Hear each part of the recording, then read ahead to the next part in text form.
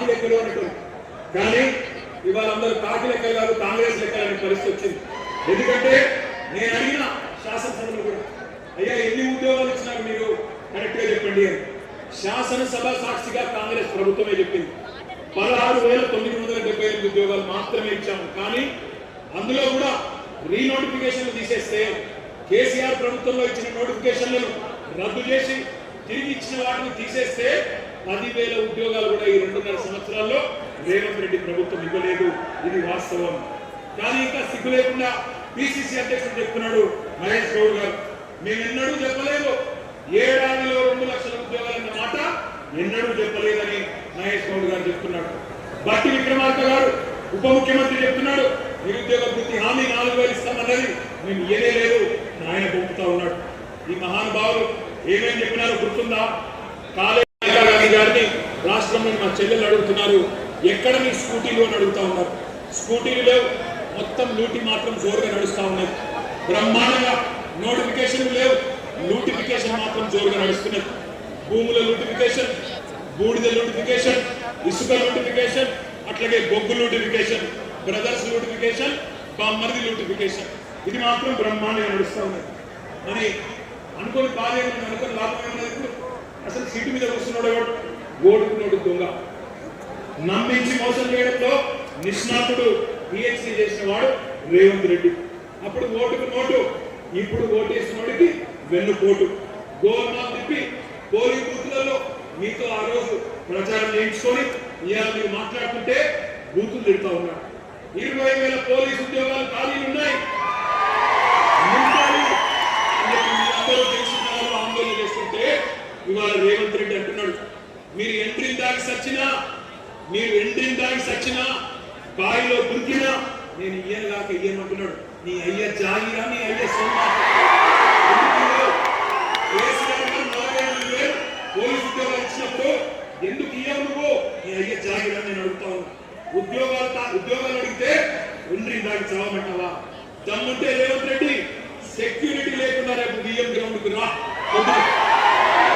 ఎవరు బతకాలో ఎవరు సావాలో ఎవడేందో మా పోలీసు అభ్యర్థులు ఎదురిస్తారు.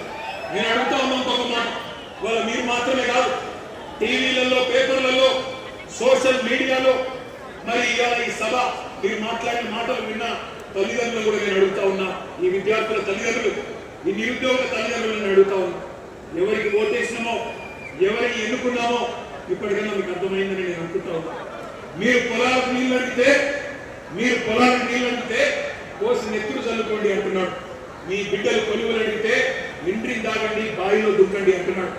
ఎట్లాంటి ఉన్మాద పార్టీకి, ఎంత కావురం, ఎంత అహంకారం తలకెక్కిన దుర్మార్గుడికి మీరు ఓట్లేసినారో ఈ పాటికన్నా మీకు అర్థమైందని నేను అనుకుంటా ఉన్నా. గ్రూప్ యూనివర్సిటీలలో, కాలేజీలలో జార్జ్ రెడ్డి గారు చెప్పిండు, ఏమన్నాడు? జీనా హై తో మర్నా సీఖో, కదం కదం పే జీనా హై తో, గట్టిగా జీనా హై తో కదం కదం పే జీనా హై తో మర్నా సీఖో, కదం కదం పే లడనా సీఖో అని యూనివర్సిటీ గోడల మీద పోరాట నినాదాలు రాసుకొని జార్జ్ రెడ్డి స్ఫూర్తిగా ఆత్మాభిమానాన్ని అనుగుణంగా నింపుకున్న మా తమ్ముళ్ళు, మా తెలంగాణ తమ్ముళ్ళు వీళ్ళంతా ఉస్మానియా విశ్వవిద్యాలయ విద్యార్థులను బీరు బిర్యానీ బ్యాచ్ అని పిలిచిన ఎలక్షన్లకు ముందు అయినా నేను క్షమించింది. Hyderabad central university, Maulana Azad university వాళ్ళ భూములు గుంజుకున్నావు, రియల్ ఎస్టేట్ దందా చేస్తున్నావు, క్షమించరు నిన్ను. పొట్టు ఆకలింది ఈ యువతరానికి. కాంగ్రెస్ గోరి గంటమని గుర్తుపెట్టుకో. కాంగ్రెస్ కథకు ముగింపు వాళ్ళే రాస్తారు. నీ క్లైమాక్స్ హిట్లర్ కంటే దారుణంగా ఉంటది రేవంత్ రెడ్డి. పెద్దోళ్ళు, నీలిగినోళ్ళు, చాలా మంది మాట్లాడిన వాళ్ళు ఎక్కడెక్కడో పోయినారు. ఇవాళ 10 ఏళ్ల కాలంలో మేము కొంత ప్రయత్నం చేసినాం, సిన్సియర్గా చేసినాం, చాలా సిన్సియర్గా నిజాయితీగా పనిచేసినాం. ఎన్నడూ యువతను కించపరచలేదు, చులకన చేసి మాట్లాడలేదు. నీళ్లు, నిధులు, నియామకాలు మా ఉద్యమం తాగలేదు. అందుకే మన కొలువులు మనకే దక్కాలి అనేది అది నిజం చేయడానికే కేంద్రంతో యుద్ధం చేసినాం. మీకు ఒక్క మాట తెలవాల తమ్ముళ్ళు, కేసీఆర్ గారు పెద్దలు తెలంగాణ సాధించిన నాయకుడు, సావు నోట్లో తలబెట్టి మనకు రాష్ట్రాన్ని ఇచ్చిన నాయకుడు. ఆయన మీకోసమే కొత్త జోనల్ సిస్టమ్ తేవడానికి 2.5 సంవత్సరాలు కష్టపడ్డాడు. ఇక్కడి కొలువులు ఇక్కడి ప్రభుత్వ ఉద్యోగాలు మన పిల్లలకి రావాలని 95% స్థానిక రిజర్వేషన్ చేయాలని చెప్పి శాసనసభలో బిల్లు పాస్ చేసి ఢిల్లీకి మోడీ దగ్గర పంపినాడు. 2 ఏళ్ళు మోడీ గారు దాన్ని బూజు దులపకుండా అట్లే పెట్టుకుంటే కేసీఆర్ గారు మళ్ళీ తిరిగిపోయి మోడీ గారిని కలిసి అయ్యా మా నినాదమే నియామకాలు నీళ్లు నిధులు, మా పిల్లలు ఎదురు చూస్తున్నారు, నోటిఫికేషన్ ఆలస్యమవుతున్నాయి, ఈ కారణం వల్ల దయచేసి సంతకం పెట్టించండి అంటే ఆ రోజు మోడీ గారు అన్న మాట ఏమన్నాడు ఆయన? ఏందయ్యా నీది ఏమైనా ప్రత్యేక దేశం అనుకుంటున్నావా లేక భారతదేశంలో ఒక రాష్ట్రం అనుకుంటున్నావా? 95% రిజర్వేషన్ లేని ఎట్లుంటుంది అట్లా? దేశంలో ఎక్కడ లేదు ఏ రాష్ట్రంలో అంటే కేసీఆర్ గారు గంటన్నర సేపు మొత్తం తెలంగాణ ఉద్యమ చరిత్ర చెప్పింది. ఎట్లా మన పిల్లలు కొట్లాడి పోరాడి ముల్కీ ఉద్యమం నుంచి గైర్ ముల్కీ ఉద్యమం నుంచి ఇడ్లీ సాంబార్ గోబ్యాక్ ఉద్యమం నుంచి 610 జీవో గిరిగిలాని కమిషన్ అన్ని కూడా 6 పాయింట్ ఫార్ములా అన్ని చెప్పి 14 అన్ని చెప్పి ఒప్పించి మెప్పించి చివరికి ఆ రోజు మోడీ గారిని ఒప్పిస్తే 95% స్థానిక రిజర్వేషన్ ఉన్న ఒకే ఒక రాష్ట్రం భారతదేశంలో మన తెలంగాణ. ఇది మన కేసీఆర్ సాధించిన విజయం, మన కేసీఆర్ సాధించిన విజయం.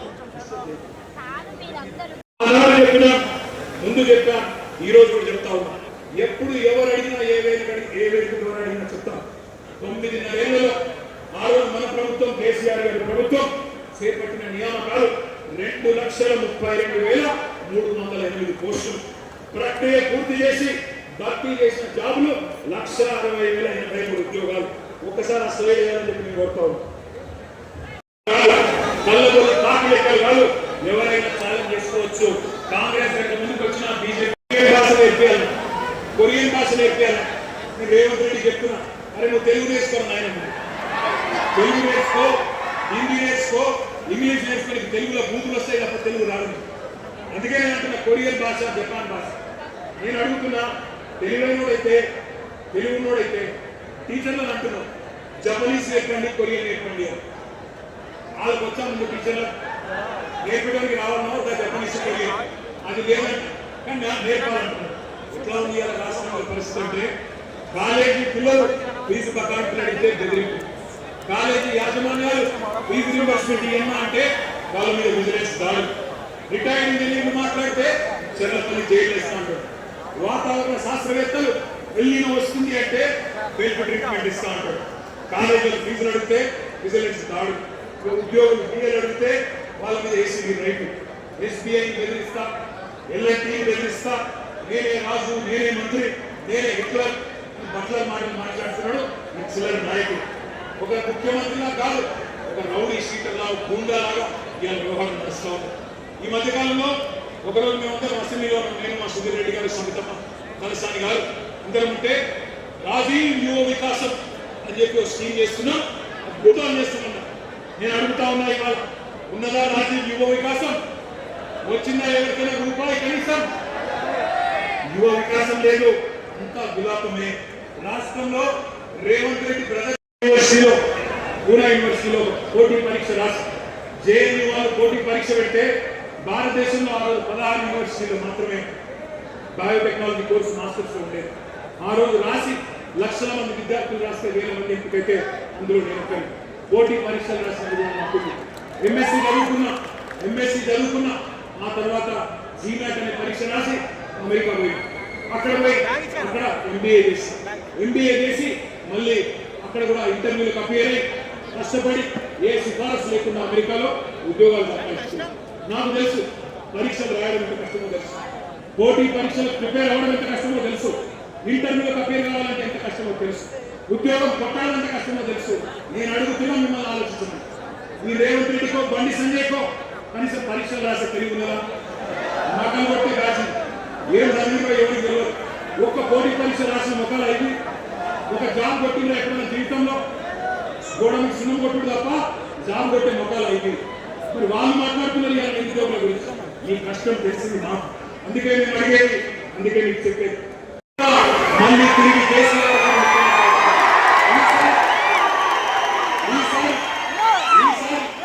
ఈసారి మీ బాధ్యత మీ అన్నగా నేను తీసుకుంటా. గతంలో కొన్ని పొరపాట్లు జరిగినాయి, కానీ ఈసారి ఎట్లా కాకుండా నేను తీసుకుంటాను, ఒక అన్నగా మీకు అండగా నిలబెడతాను. రాబోయే 2 ఏళ్ళు పోరాటం చేద్దాం. ఆ తర్వాత అధికారంలోకి వచ్చినాక జాబ్ క్యాలెండర్తో సహా మీరు కోరుకున్న విధంగా నోటిఫికేషన్లు, మీరు కోరుకున్న పారదర్శకంగా ఈ భవిష్యత్తుకు ఒక సోదరుడుగా నేను బాధ్యతగా విజ్ఞప్తి చేస్తూ పేరు పేరున